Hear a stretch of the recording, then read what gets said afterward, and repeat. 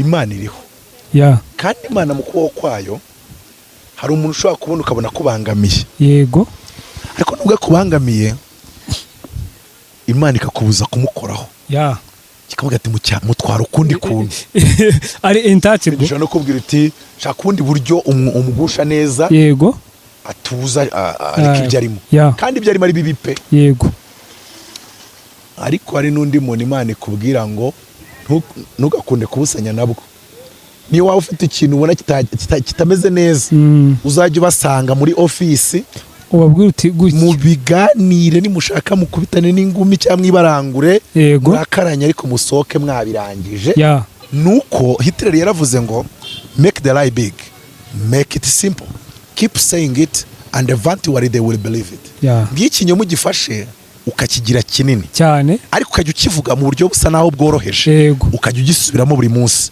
ngo amaherezo abacyumva bagifata nk'ukuri cyane rwose Mutabazi urebye nubwo musanze mparitse ariko ubundi ni naho nibera ni naho imodoka irara urabona ko yahindutse nta muntu ukizigenda ameze imodoka mwana ino noyo inywa nk'igifa naka essence ariko imodoka inywa litiro imwe ku birometero 4 mwana wayigendamo essence kuri 3 abari danger ari igihe leta yahita igufatira ukagucaginga ibyaha by'ubujura gateze ayo mafaranga uyakura n'umuharahoro umuzi warateje ibibazo bikomeye anyagukemanga gate wowe ibintu nkwa ntago ari sawa kanga bikunda ntabwo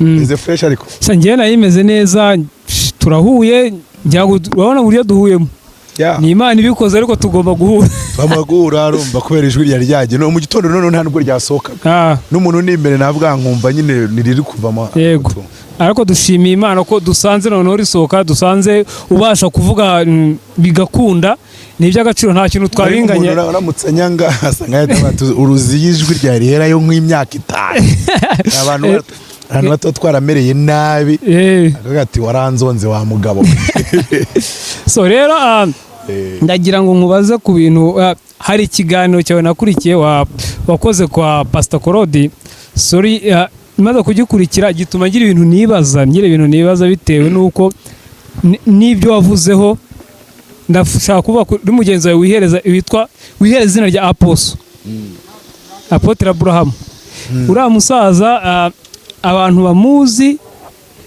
urumva ni umuntu mukuru ariko ufatute ideology afite n'ibyo avuga we muri we ibi bintu byo kuba w'abaposo ukanavuga ku buzima bw'igihugu kuri politike ubuzima bw'igihugu muri rusange yego ntago ari bya buri wese nimba tuvuga ngo na poso bisobanura kuba intumwa y'Imana yego depite uburi intumwa ya rubanda kuba intumwa y'Imana bamwe ntibabivugaho rumwe bamwe baravuga ngo sibyo ngo nibyo abantu bigira ariko uwo muntu uvuga ko tubyigira azabanze yigira intumwa ya perezida wa repubulika byonyine nibura nibimuhira azashaka kwigira intumwa y'Imana umuntu uvuga ngo turabyigira ni umuntu uzi ko Imana itabaho yego buryo umuntu utumva ko Imana iriho kandi ikorera mu bantu yego ashobora ngo murabyigira ibindi wenda bari impamvu za theology yego nabati intumwa ni za zindi tuze za kera ariko siko bimeze cyangwa se mu myizirange siko bimeze rero uriya mugabo yahoze mu Rwanda yego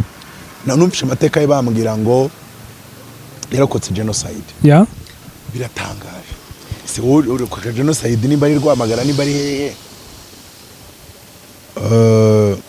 kubera ko ubuzima bwakugoye yego noneho ugatangira gukora ibigize ibyaha yego bikarangira ugiye mu bihugu by'abaturanyi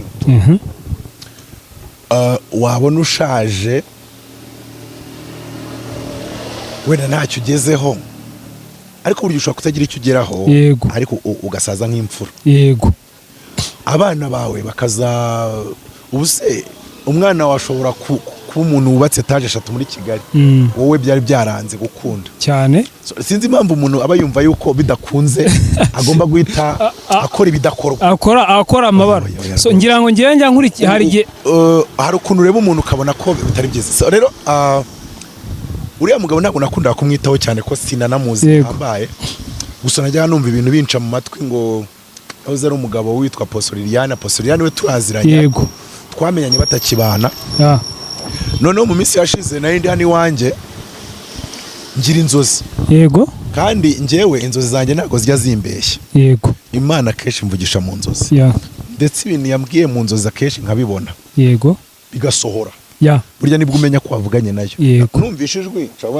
iyo umenye kuvugana n'Imana ushobora kumva ijwi ukaba wati ni iry'Imana ariko hari ibintu byinshi bigira amajwi yego hari igihe uza gusanga yarandi majwi wavangiwe ariko iyo umenyeye kuvugana n'Imana byo urabimenya rero mu nzozi iyo mvuganye n'Imana ndabimenya yego kandi hari byinshi navuganye nayo bikanasohora kandi n'ibindi bintu navuganye nayo nitegereje ariko nabyo bitari byaza ariko najya kwibaza ni bya bintu twavuganye ntimpakanye ngo ibwire ngo ntacyo navuganye yego byose bikabasha gutuma umenya ko wavuganye nayo nk'uko umuntu yaba yoreje message n'indi telefone yego katari ko se niwe kubera twavuganye muza kundeba yego ushobora kuba muhagaze nk'abamagambo baza nimwe twahoze tuvugana yego iyo mubwiye ngo ni twebwe biba biri no kubaza ni se muri message nkakubaza ikintu nzi ko kiri muri ya message uramutse unambeshya namenya ko atari we twavuganye yego rero nararyamye ngira inzozi mu nzozi ijwi rirambwira ngo njye kuri mikoro yego yo kwa Claude of course hari Imana imbwira ikanambwira YouTube ndi bukoresha irambwira ngo nze kujyayo mvugire ngo amezi 6 naba bakiri kwikoza ibintu arimo kwigira bizamubana bibi kabiri nimba hari abantu bashinzwe kureba umuntu uteje ikibazo yego uburyo bw'imvugo ze mu buryo bw'ibyo akora bishobora guteza imidugararo muri sosiyete nyarwanda guteza amacakubiri kuba abangamiye igihugu yego bamwitaho cyane ko burya hari ibintu biba bitangaje Imana iriho kandi Imana mu kuboko kwayo hari umuntu ushobora kubona ukabona ko bangamiye yego ariko nubwo kubangamiye Imana ikakubuza kumukoraho kikavuga ati mutwara ukundi kuntu ari intouchable ushobora no kubwira uti shaka ubundi buryo umugusha neza yego atuza ariko ibyo arimo kandi ibyo arimo ari bibi pe yego ariko hari n'undi muntu Imana ikubwira ngo striking iryo jambo rirumvikanye striking umuntu ndabyumva ngenda byumva bise kabisa hamye nimba adashaka kuva mu nzira arimo ndetse wanabikora Imana ahubwo ikaguhemba yego ikagushimira bitewe nuko kubera ikintu wakoze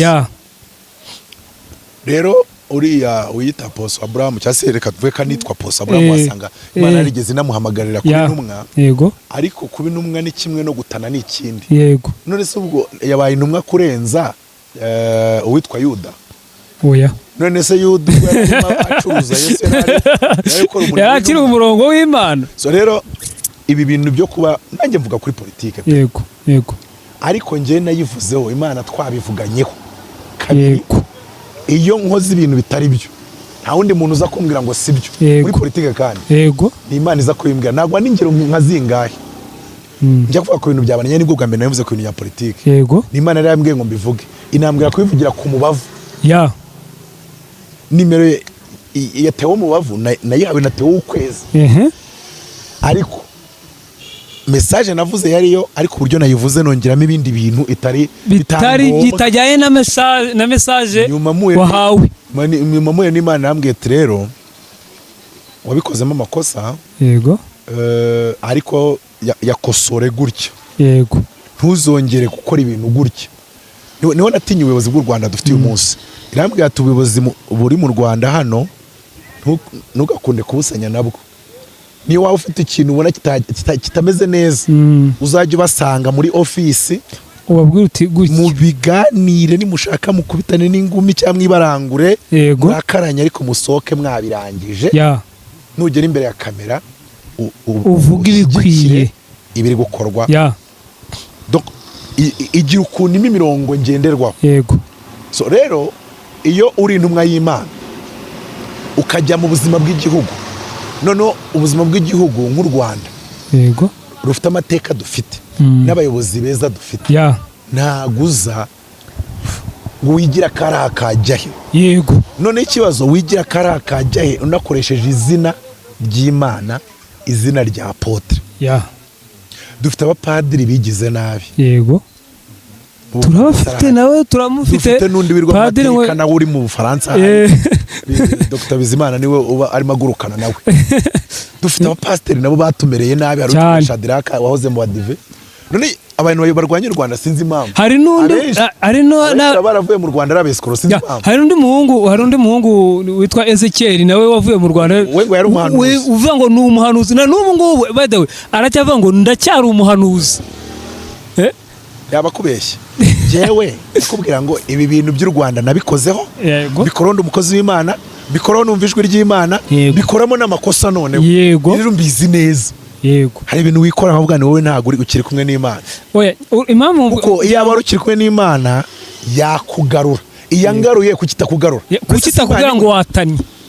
Ndagura urundi rugero w'ikosa rinini nakoze. Yego. Buri igihe mera nk'umuntu watatse bamura iki. Yego. Nazamutse bwera mvura irambwira iti ibintu wakoze nani nabigutumye.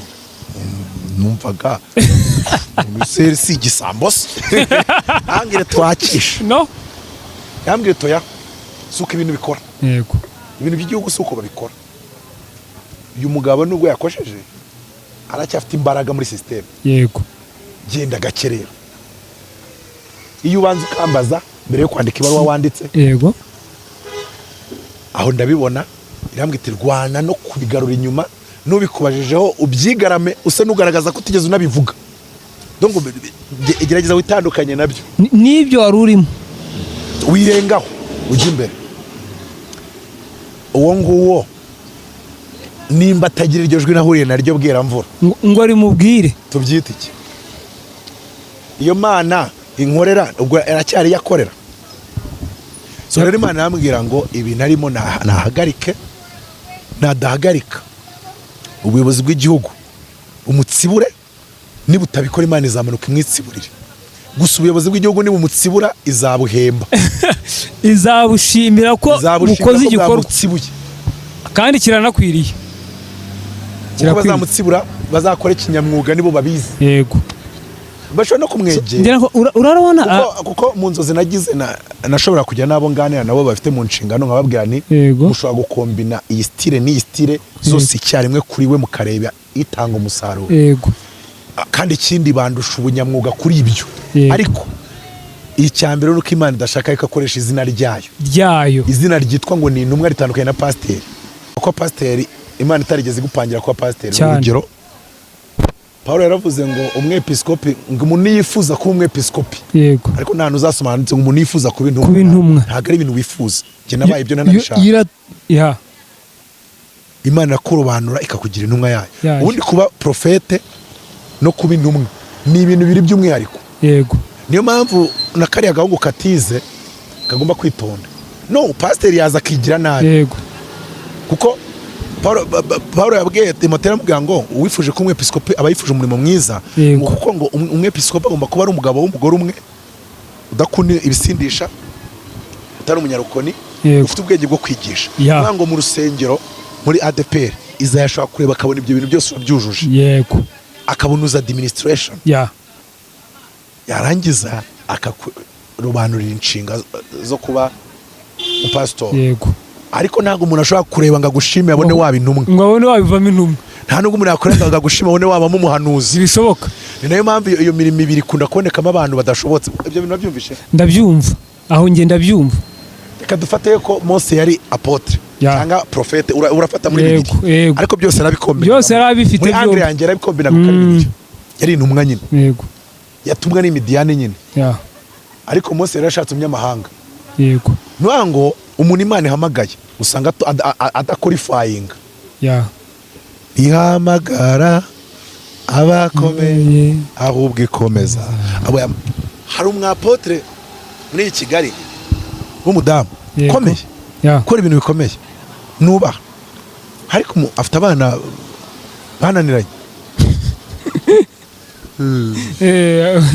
Akaruko kuvuga tazabivuga cyane bazayishimira. Oya ndabazi naye ndabaza ko ntago nagaro ndi uvuga bikarangira gutyo. Umuvuze byarangira nabi kandi si binakwiye. Ntago ari byo sinagombwa. Bibiri ivuga ngo iki?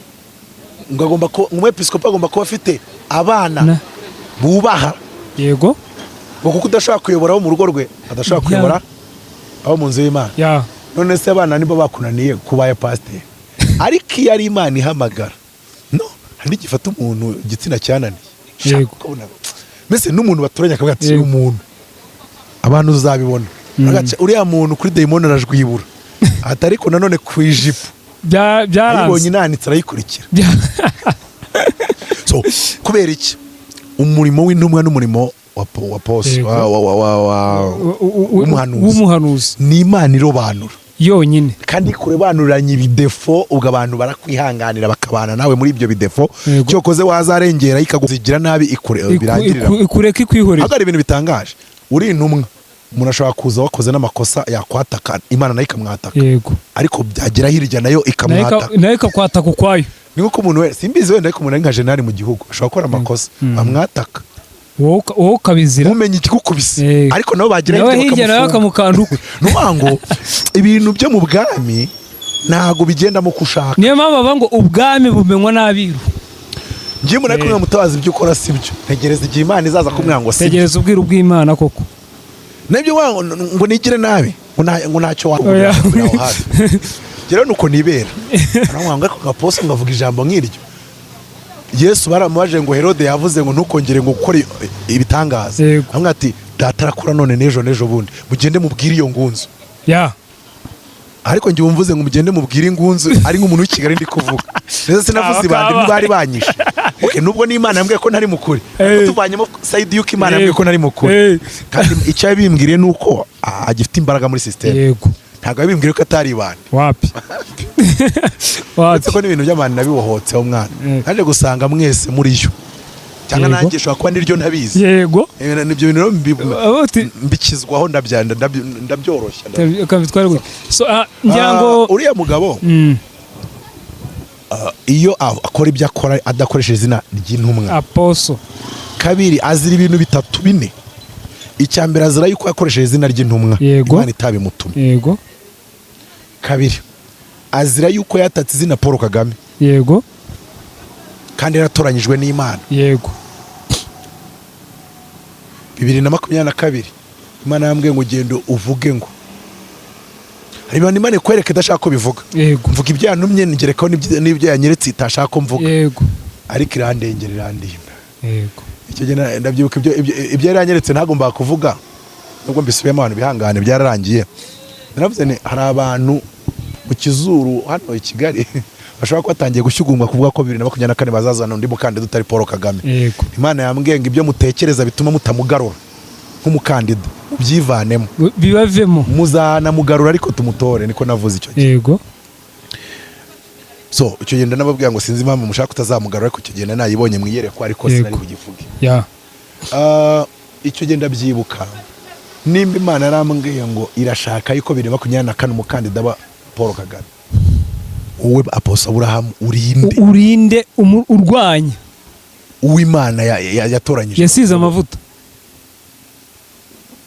none icyo gihe nicyo mitegeye mvuga ngo nimba ari n'intumwa ubu ntukiriyo uri mu bindi bintu wowe uri mu bindi bintu reka nguhe urugero kuko uraza gusanga ibyo avuga nawe bitandukaniye n'umuntu wita umupfumu yego witwa Sibomana Atanazi yego bihindutse se bite ko umupfumu ibyo avuga nawe uri intumwa y'Imana aribyo noneho afite ururimi nk'urw'abapfumu we atubwiye ko ari imandwa zamuzindukanye wasanga yahanzweho yego so ikinazira cya mbere gituma agomba kuzibukira cya Imana ikamukubita yego icya mbere ni ukoresha izina ry'intumwa ibyo ni nk'uko wajya kweskorokwa ubeshya abantu kuri generali RDF niza kugushaka cyane rwose vuba vuba isaha wiyitiye generali niyo ituma RDF iza kuguhiga yego ni ushaka uri i Burayi nushaka uri muri White House inyuma hariya ubuse nk'ingero z'amazina igihugu cy'u Rwanda kitagira nicyo kibakoraho